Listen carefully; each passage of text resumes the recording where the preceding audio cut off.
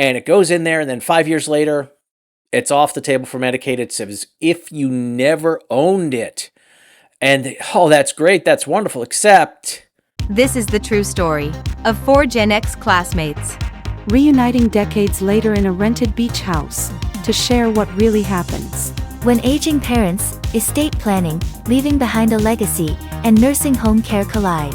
A nurse, a zoning and planning employee with nursing home experience, a banker, and an estate planning attorney, talking about the stuff nobody told us about, but everyone needs to hear. This is Gen X Conversations. Hi, Jeff Mersace, the Plain English Attorney, and welcome to the video. And today we're going to do a recap of Gen X Conversations. So we're just kind of wrapping up all the things that we talked about in that extensive interview.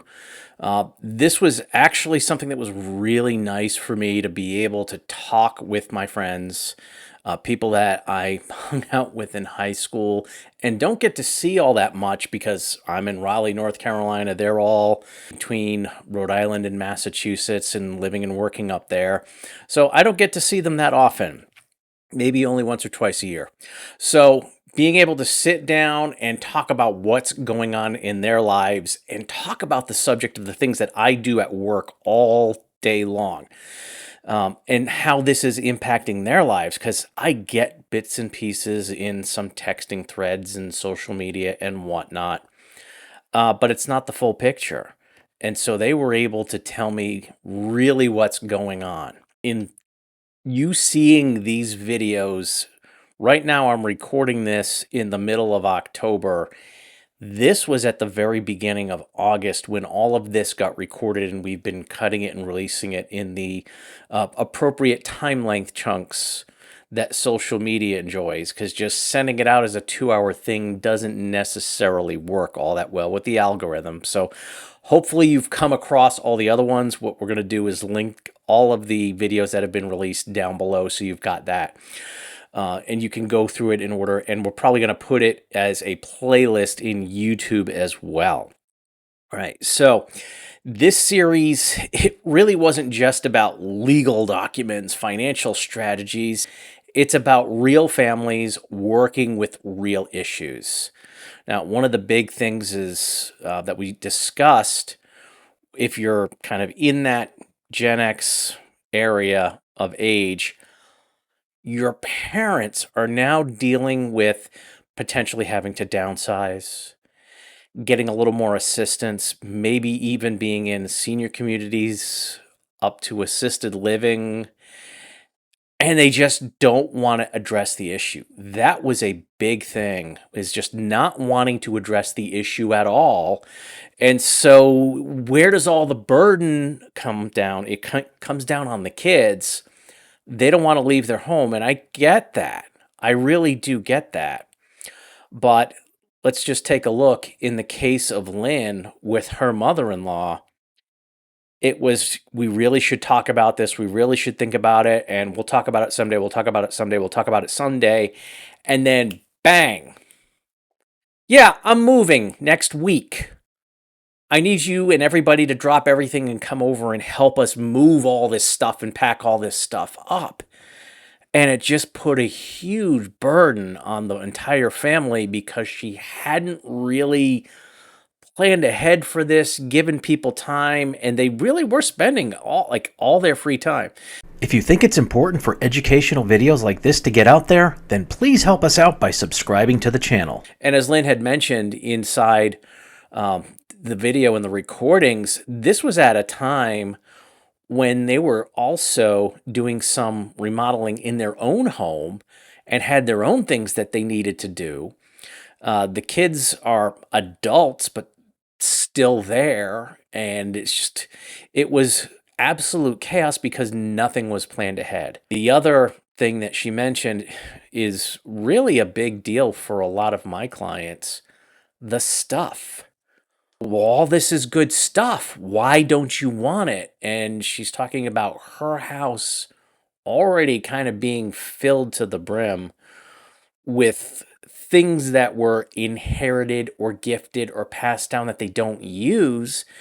And all of this stuff that is being hung on to just because, oh, well, it's good stuff, it becomes more of a burden on the people that are receiving it than it is a benefit of actually getting something. I have my own friends and family members kind of going through all this stuff now where the kids don't want their stuff.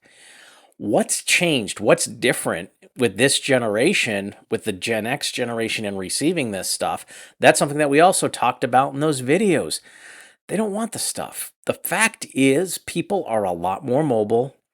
They don't get born in an area, live their entire lives there, and then die there, and have all of this unlimited space to keep receiving stuff. They're going across the country. So it's not just, oh, here's this great stuff, and they get loaded up with stuff. Then they have to move several times, often cross country, and bring all that stuff. It's like, no, it's just too much. And that's a problem for a lot of my clients is, well, nobody wants our stuff. So there's a huge booming business in storage units because they don't want to necessarily get rid of stuff, but at the same time, they can't just keep it around.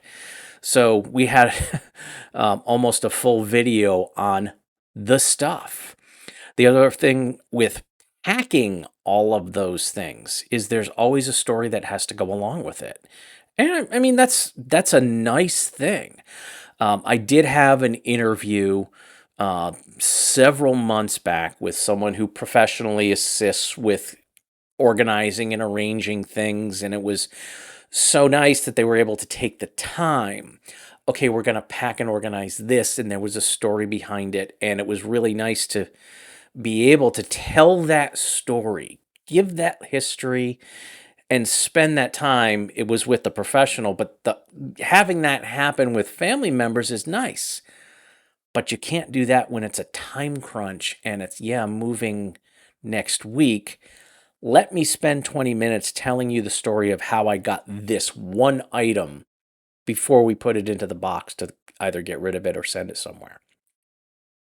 All right. Another thing that we talked about is the costs of nursing home care and how quickly savings end up disappearing without the right planning or planning ahead. And in a lot of cases, people just don't want to address the issue. This was something that Kim had talked about with her family. It's like, well, look, we can just put a tiny house in the backyard. They can have their own place. And yet they're right there with family. Family can help out and handle things. And this could be a really good thing and keep the family together and cut down on any potential cost for assistance because the family's right there. But nobody would move. Nobody would make an action. And it was, that's a good idea. Let's talk about it someday. Now, I am going to have an unfortunate update we'll talk about just a little bit later. But that was the thing is nobody would actually take hold and move. And that becomes an issue and makes everything happen at the last minute. One of the things that I know, especially when it comes to things like planning for Medicaid and long-term care, having a plan ahead of time makes it so much easier. You can save so much more money. You don't end up having to do a flurry of chess moves at the very last minute. It's all chaotic and you never save as much as you could as if you planned ahead. Having the time to plan things out before it's a problem, that can be key to saving a lot more for the family that you can pass on. Another big issue that went throughout several of the videos, and it was a big topic of conversation, it's that fear of losing control. And that's a big thing. When I discuss with my clients that, hey, we've got this great planning technique that can save 100% of what you're ready to transfer into irrevocable trust. We can take the irrevocable property trust, move all your real estate in there. We can have the irrevocable family trust. We can move all the money that you're trying to protect in there. And it goes in there, and then 5 years later, it's off the table for Medicaid. It's as if you never owned it. And oh, that's great, that's wonderful, except you can't be the trustee. You can't do anything with it. You're giving up all that control in order to shelter and save those assets. And it's like, oh, wait a minute. Now, here's the thing. I get and I understand that.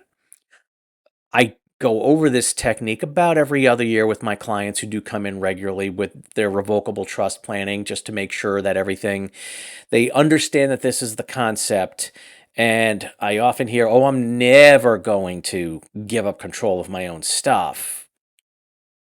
You may.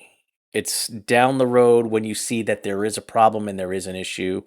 Sometimes that attitude changes very quickly when you're looking at nursing home costs of between $10,000 and $15,000 a month. Very quickly, things can change.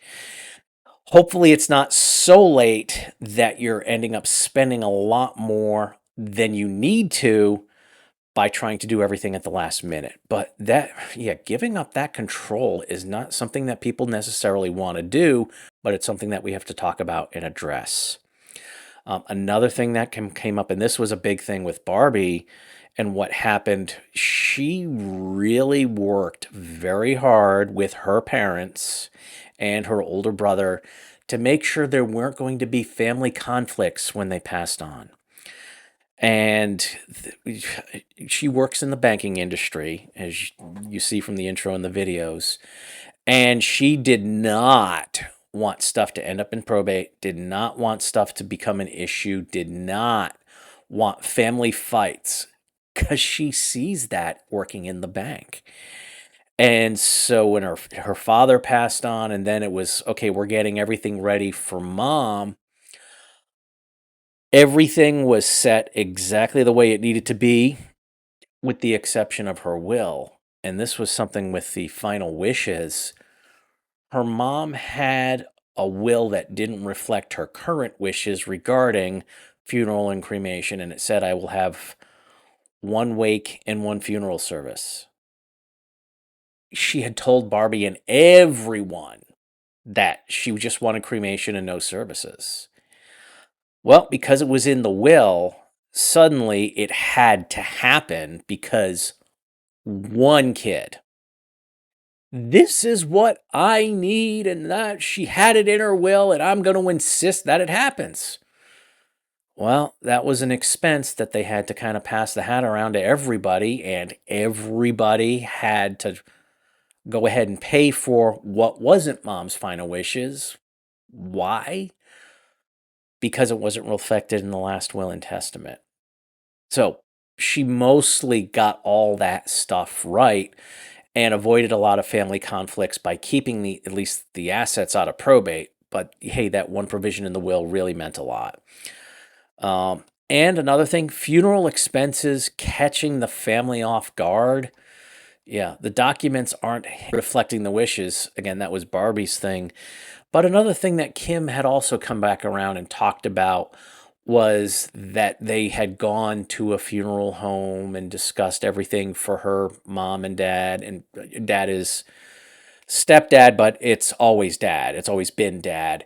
And so going through all of the different things, and here's what it costs, and they planned ahead for all that stuff, so they knew this wasn't some giant expense that would just spring up. They already knew. All right, so now it's time to talk about the update since the time of the recording. And very unfortunately, Kim's mother did pass on. And so we were messaging back and forth, and she had gone into hospice and then had passed on. She still had to deal with some drama and things like that, and especially her dad was just devastated. But these things were in place. And so it did make it easier in the long run. Just what I remember about Kim's mom, back in high school, she was always welcoming. It was always, yeah, let's go over to Kim's house, and her mom was there. I even remember, yeah, I was going over to Kim's to hang out with her and a couple of other friends, and she's like, "Yeah, well, my mom's kind of having an office party. Some of the people from work, so yeah, there's going to be other people." I'm like, "Oh, that's fine. I don't care." I walk in and they start introducing, "Oh, this is so and so. This is so and so." And this is Michael, and I'm like, it's my cousin Mickey. My cousin. Rhode Island being a small state, yeah, that was it was kind of interesting. Yeah, coworker. My cousin's there. All right. That was just the kind of nice open home that Kim's mom always wanted and had the friends come in, and it was just a good thing, and she was a really really good person. So if you want to just kind of leave some comments wherever this video is in there, not for me, but to Kim, please do so. It's still probably a rough time for her currently. So anything you can do to help her out. So these were the things that we ended up being able to talk about across a table in a relaxed environment. And hopefully, we'll probably do this again next year. We're going to get together and also spend a week at a place and just enjoy each other's company and hang out with the spouses and everything. And it was a really good, relaxing time, but we also got to talk about these things. And I'm glad that we were able to record this for everybody out there. I hope you got some information out of it. Some of the websites that we put up for free information, there's freetrustcourse.com that talks more on the estate planning end, avoiding probate, wills versus revocable trusts, what's the probate process like, what kind of documents are in there. The estate planning end of things, that's in there. The other big one that we have out there is freemedicaidcourse.com, and that's where we walk through, here's the different rules for Medicaid that are often misinterpreted. Here's the questionnaire that we typically use. Here are some possible solutions, but it's like describing tools. We'd actually have to have the professionals build the house, but at least you're understanding some of that stuff there. And again, that's at Free Medicaid Course. And you can always check out the blogs that we've got at livingtrustlawfirm.com/blog. All of the blogs that I've had over the years, they're up there. I think we might have cleaned some of them out just because it was actually hurting the Google algorithm. There was stuff up that was so old, but we're trying to post one thing every week, so there's information that's up there too. All right, so I hope you enjoyed the conversations that we had. Like I said, we want to try to do that again next year. And if you have any questions, please go ahead and you can contact my law office. The office number is on the website at livingtrustlawfirm.com if you want to head over there. And as I always tell my clients, please stay safe, plan ahead, and enjoy life. And whatever you do, make it a great day.